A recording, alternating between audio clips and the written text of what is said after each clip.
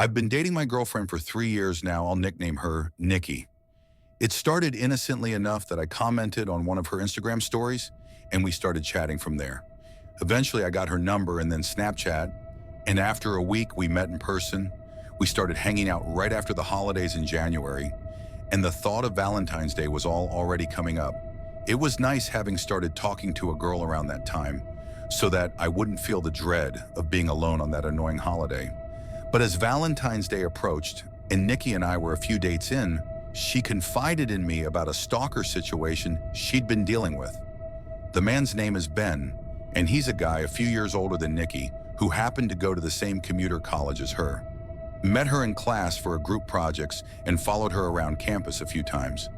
She never involved police or anything. Shockingly, hearing that this guy found out where she lived, sent her a bunch of creepy texts which she ignored. She said she never blocked the number because she wanted to see how far he would go without getting the hints. When I gauged why she was choosing now to bring this to my attention, she said, because he started reaching out to her again, specifically for Valentine's Day. As you can see here, he started ramping up the texting again as Valentine's Day approached. She continued to just ignore it and let the text pile up. But he brought it to the next level when he left a box of Russell Stover chocolates on her doorstep. She knew it was from him because he texted her, "I hope you like the gift I left you." This was when she decided to put an end to it and replied to him a long message which I won't share for her privacy, but in short she said he needs help and that she's seeing someone now. So to leave her alone, there are a number of ways to get someone's address this day and age, but she was scared that he got it by following her home one day. I did my best to make sure that she knew I wouldn't let him do anything to her. Well, fast forward maybe a few days, and Nikki sent me a concerning screenshot. It was a screenshot of some text from a fake number asking if the guy she was seeing was me. Me, as in he wrote my name. Now I felt involved, and that made me feel moderately uncomfortable to this point. All I've heard of this guy was that he was a very creepy and overly persistent texter, and potentially followed the girl I'm seeing home to her house, and now he's texting her on fake numbers, bringing up my name. It was reaching the point where Nikki was close to calling the police. If this didn't stop, I told her I'd go to the police station with her. If you reached out one more time, fast forward to Valentine's Day. It was on a Friday this year. Nikki and I went out to eat at a nice restaurant that sat on the water. We were at an outside table because the weather was nice as we ate. We both took notice to a guy sitting on a bench outside of the dining area by the parking lot with a hat conspicuously pulled down his face as if he were hiding. Nikki made a joke. "What if that's Ben?" We laughed, but then he slightly tilted his head in our direction as we were looking at him, and then he quickly looked away, and seconds later, he got up and walked away. We weren't laughing anymore now. We actually questioned the chances of that actually being him. But after a few minutes, the conversation shifted to something else, and we enjoyed the rest of our time there afterwards. We wanted to keep hanging out. It was Valentine's Day after all, but her parents were home. I had the place On the to couch, myself, and things were so getting we a bit went more together intimate. back to my rental That's house. when Nikki pulled away from me and said, "What was that?" I heard it too. Something from outside in the backyard. Want me to go check? I asked. She nodded her head. I went out to the backyard patio, expecting to hear some animals scurrying off. In reaction to my presence, I slipped on my slides and walked around the yard, looking around for anything that could have fallen over. And I found what made the noise. The entire stack of beach chairs that was leaning on the house had been knocked over. I don't know how that would happen unless someone or something bumped into them. There wasn't even the slightest breeze that night. I looked around at the bushes that encompassed our yard, and then, as if my brain immediately could spot something out of place, I locked in my vision on something tall in the bushes. My neck jutted forward as I literally tried to focus in and get a better look at what I was looking at. I stepped forward a few steps. I had an oh moment. When I realized it was someone standing in the bushes, he had seen me notice him. By this point, I said, "Who is that?" The guy started quickly coming out from the bushes in a quick enough speed that I took it as a threat, as if he were about to charge at me. I took the chance to get him on the ground when he was still struggling with the bushes and twigs, and I yelled at him to stay down multiple times. I yelled Nikki's name until she came outside, and I said, "Call the police." The guy on the ground struggled and tried to get loose a few times, but I more or less had him in a steady hold when Nikki came outside while talking with the police. I asked her if this was the guy. She gasped and said, "Oh my God." Yes, it was the Ben guy who had been harassing her. What's worse is at that moment, I realized he was wearing the same colored shirt that guy with the cap from earlier at the restaurant was wearing. Police got to the house and put him in cuffs. He would be charged with trespassing and taking advantage of the moment. Nikki showed the officers all of the harassing and obsessive messages she'd been receiving from him since he was already being arrested. Nikki pressed charges for stalking and harassment, which the guy ultimately ended up paying a fine for and getting a misdemeanor. Nikki got an order of protection against him, and now if he ever contacts her again, he'll be arrested again. Ben was the ultimate creep. Thank God he's at least halfway smart enough to not have contacted her again, though.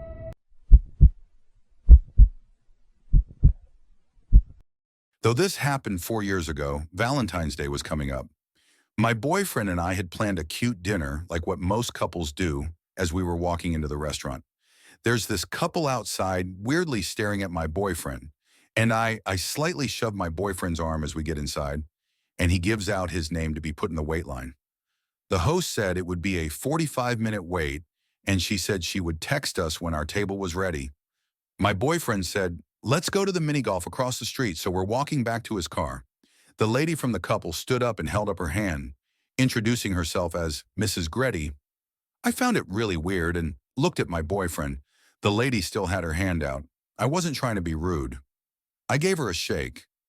The lady went on to explain that her and her husband think we're a great-looking couple, and they're photographers and think we would make great photos, and to follow them to the studio, as she believes the wait time will be long. She goes on to say that she has no card on her, but their place was a 5-minute drive away, and they could take us there as well. Red flags are going off, and my boyfriend politely declines and lets her know we have things to do. The look was still one of the most haunting looks ever, as she smiled and sat down next to the husband as we get in the car. I tell my boyfriend how creepy that interaction was and how the husband didn't even say a word as we entered the mini golf place. We were pretty surprised to find it empty. We laughed the situation off, but in reality, I'm still creeped out as this place is not really huge. You can see the front door on all the levels, so as we're on our 5th round, I hear the entrance bell ring. I turn to look and my heart sinks. It's the same lady with her husband. She seems to look around, and then as we make eye contact, she gives me the creepiest smile. I let my boyfriend know, and he turns to look as they're getting their things. I tell my boyfriend I'm uncomfortable, and we should just go wait in the car as 15 minutes have passed already, so it wouldn't be much longer. He agrees, and we turn around and they're right behind us, giving us the widest smiles. "Crazy how we both came to this spot," said Mrs. Gretty. This time, the husband says we should face each other, Gretty versus Rod. My boyfriend's heart sank in that moment as his last name is Rod's. We politely declined, not wanting to know how they knew that information, and we said we have to go. Both of their smiles faded as we rushed out of there. I told my boyfriend we should just call it a night and go back to his place, since it was closer than mine. Plus, my parents wouldn't be home until Sunday morning. He said we would go after dinner and not let some random weird couple ruin the night for us. We waited about 15 minutes in his car talking about how weird the situation was, as he gets a text from the restaurant saying they're ready for us. We eat dinner and he insists I'm paying today since it's Valentine's Day, as we usually to get to his place. You have to take this long road surrounded by trees as we start the drive. We notice a car following behind. I let my husband know, and we head into a CVS parking lot. I have to use the restroom, and since it was going to be a drive, we both get out and go. When we come out, we don't see that car that was potentially following us anywhere. So we make our way to his house. You know, that road I talked about earlier, being surrounded by trees. Well, while we're driving on it, we're like 3 to 5 minutes onto this road. We heard a loud pop, and my boyfriend stopped his car. His 2 front tires had popped. He put 2 and 2 together and ran to the car and said, "Get out. There's not much more time before they get here." Was so scared and confused, not knowing what was going on. I told him we should wait in the car. He quickly got me, and we ran into the woods. He told me to shush. We were hiding behind some trees and bushes while we hid. He called the cops and quickly explained where we were at and what was happening. The operator asked to stay on the line, and the cops would be here in a couple minutes. He said he couldn't stay on the line and hung up as we stayed laying down. We heard a car engine coming up. My boyfriend said to lay flat as he did too. We heard the engine to the car stop, and we heard the familiar voice of Mrs. Gretty. If that was even her real name, she yelled, "We took too long." We heard a car door close and then a car quickly speed away. We stayed down until the cops got there, which was about 2 minutes later. We explained the situation and got told we would be contacted if something came up. I called my sister to come pick us up, and he called the tow truck for his car 4 years later. Nothing has come up on it, and we never found out what they wanted or who they were. We're now married with a crazy story to tell our kids.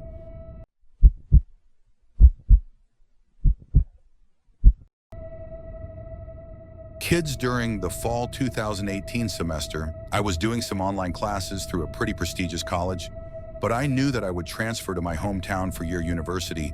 For the winter semester, I still wanted to make some new friends though, so that I wouldn't feel alone. And maybe along the way, it would be nice to meet someone to date, which is what happened. I met this girl through Tinder. She was really cool and we had a lot in common. Long story short, we started dating and we had a lot of fun together. She wasn't from my hometown. And I had noticed that after she came back from Thanksgiving, the way she behaved and her attitude had changed. She was always on the more sarcastic side, but now just seemed mean, for example. The playful fausse teasing had become way more aggressive.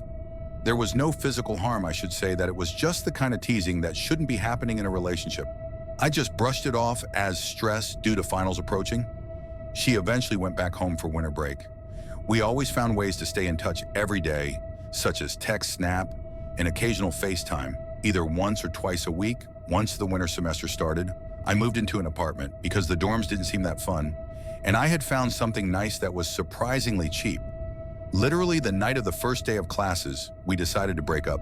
Like I said, she was from a different state, and she was having a lot of trouble being away from home because she missed her family, friends, and pets a lot. Besides me and her roommate, who she didn't really get along with, she barely knew anybody in town. She was just such a shy person, and that's not a bad thing. But like I said, she didn't have a lot of friends to surround herself with, so she just wanted to be by herself all the time. So it was a nice exit out without having to be the one that did the dumping, because that kind of stuff just gives me too much stress and anxiety. A few weeks went by, and each day I felt a little less sad, because when I look back on the relationship, there were a bunch of issues that I had overlooked. It was the week leading up to Valentine's Day, and I was kind of sad because I had some fun things planned that I wanted to surprise my girlfriend with. I decided that maybe for that week, I would reactivate my Tinder account really to see if I could get a match and possibly hang out with someone on the holiday. So I wouldn't be alone, because most of my friends had their own boyfriends and girlfriends. I did about 2 days before the holiday, and I got some matches after a few hours of having the app. I chatted with most of them and asked what their Valentine's Day plans were. And not to my surprise, they were all going out to bars personally. That lifestyle isn't really my thing. It just doesn't seem that fun to me. But I always use it as a last resort, and I wasn't that desperate. Yet I eventually started texting with a girl named Alex who wasn't into that stuff either. She would rather stay in and watch movies, which is what I would rather be doing too. She even had the same major as one of my best friends and was taking some of the classes he was taking. But she didn't know if they had classes at the same time since they had just started, and she was trying to figure out everyone's names. The best way to describe Alex is that she had shoulder-length blonde hair, cute glasses, freckles, and bright blue eyes. After texting for about an hour, I got her Snapchat, and we moved the conversation there. I asked if she would want to hang out on Valentine's Day, and she was down, so it was Valentine's Day 2018, which had fallen on the Thursday of the week. Luckily, I didn't have any Friday classes, and Alex said she would skip her Friday morning class, so we wouldn't feel pressured to end the night. So early, the first part of the night went pretty smooth. We got some McDonald's, saw a movie, and then walked around the downtown area for a while. To spare you the details, we eventually went back to my apartment and had sex, and to be honest, everything went great. She asked if she could spend the night because it was snowing out, and her place was about a 10-minute walk away, so of course I told her she could stay.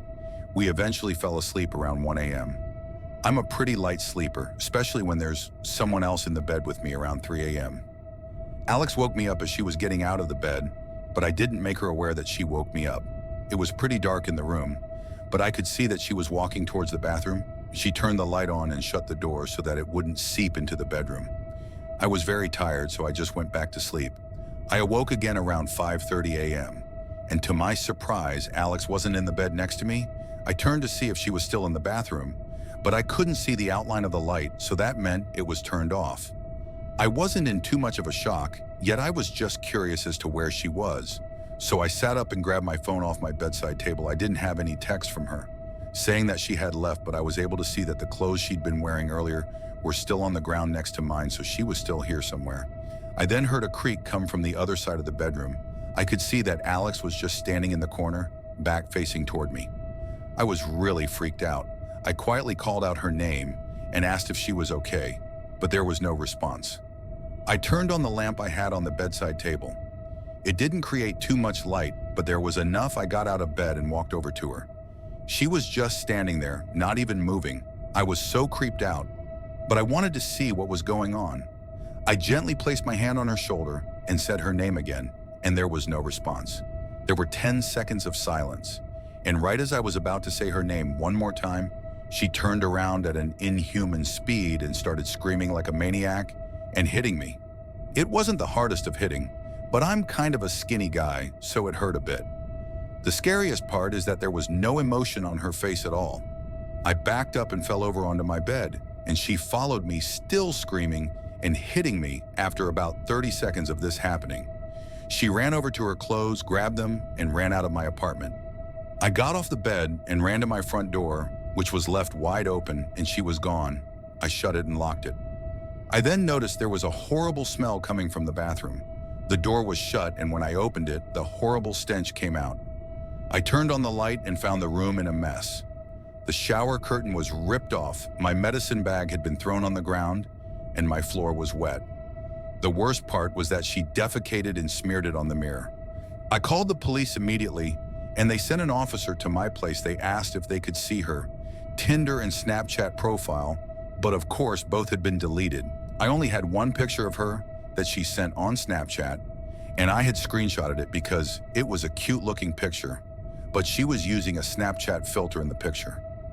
Sadly, there was not really much police could do except take a report and keep an eye open for her in the area.